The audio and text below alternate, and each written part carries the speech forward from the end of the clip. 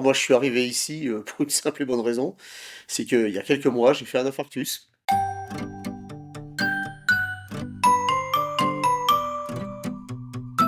J'ai été pris en charge par les secours de manière, immédiate et très, très professionnelle.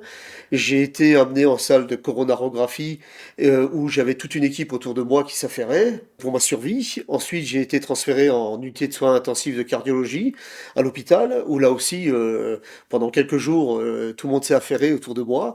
Et puis il arrive le moment où, ben, vous allez mieux, puisque vous êtes soigné, vous avez un traitement médicamenteux. On vous donne une ordonnance, et puis tout d'un coup, on vous donne un bon de sortie et vous retrouvez chez vous. Vous rentrez à la maison, et là, tout d'un coup, il se passe plus rien.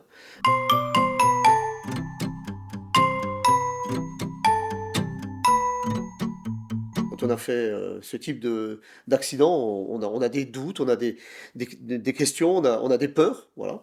Et puis, mon médecin généraliste m'a conduit vers cet organisme, et là, tout d'un coup, on se sent de nouveau aidé, suppléé, on se sent entouré.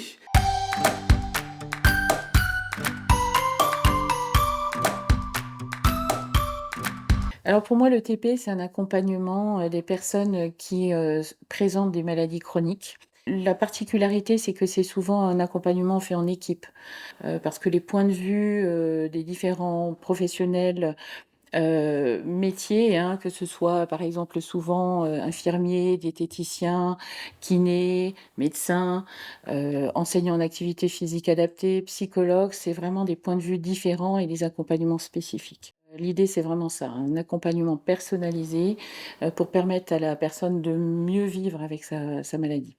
Donc dans le TP, de toute façon, c'est le patient qui décide, c'est le patient qui est au centre. Le TP l'aide à être autonome. Il est acteur de sa santé et tout ça, c'est pour aller vers un bien-être. Et nous, on est là pour l'aider à mettre le doigt sur ses réponses.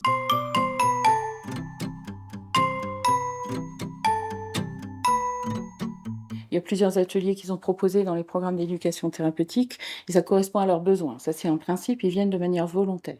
Et au travers d'outils pédagogiques interactifs, des images, des films, des objets, de la parole, ils vont pouvoir échanger et partager leur représentation commune autour de, ou personnalisée d'ailleurs, autour de ce concept, d'un concept. Ça peut être autour d'une maladie particulière, hein, le diabète, la maladie cardiovasculaire, l'obésité, autour de l'acquisition de techniques particulières, hein, apprendre à faire une injection d'insuline, apprendre à lire son lecteur de glycémie, apprendre à comprendre vraiment comment eux peuvent agir et repérer des points de vigilance autour de leur pathologie.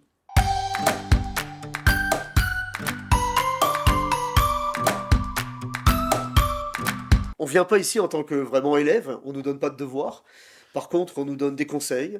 Alors, il y a deux facteurs qui sont prépondérants. Le premier, c'est le facteur diététique, puisque bien sûr, tout ce qu'on m'a apporté ici, ça m'a énormément aidé à construire ma diététique personnelle, mon alimentation. Donc automatiquement, on se sent mieux parce que ben, j'ai changé mon alimentation de tout au tout. Et donc du coup, ben, j'ai perdu du poids. Et puis la partie sportive, on va dire, qui automatiquement vous aide aussi à cette perte de poids, mais pas que, puisqu'il y a aussi le côté psychologique. Quand vous vous sentez mieux dans votre corps, vous vous sentez mieux dans votre tête.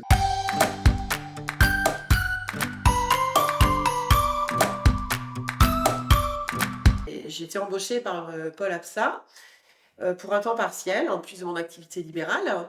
J'ai découvert ce que c'était le TP. Et je me suis rendu compte qu'effectivement, ça apportait une plus-value à mon soin. Quand je vois qu'il y a des résultats et que le patient, il a la banane, il est content, je veux dire, parce que bah, il évolue, il se sent plus au fond de tout, il est valorisé, il se rend compte qu'il a des connaissances, ben, pour moi, c'est super important. Il y a 2 ans, on a fait une convention avec l'espace ressources ETP Grand Est pour répertorier dans un annuaire toutes les infirmières ou infirmiers formés aux 40 heures au minimum pour qu'ils puissent intégrer un programme s'ils veulent. Et dans ce cadre-là, l'URPS a décidé de les aider financièrement à hauteur de 500 € pour leur formation.